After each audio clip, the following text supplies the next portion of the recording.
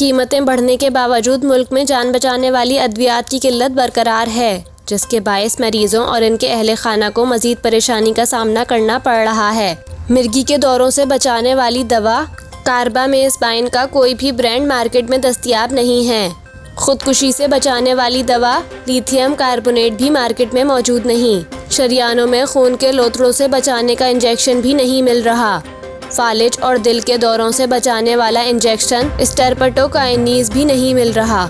खून पतला करने वाली दवा हेपारिन भी काफ़ी अरसे से मुल्क में मौजूद नहीं।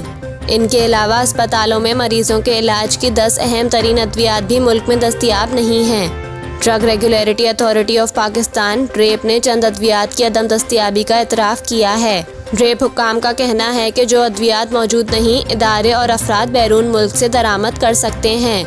अद्वियात की किल्लत पूरी दुनिया में होती है, फराहमी यकीनी बनाने की कोशिश कर रहे हैं।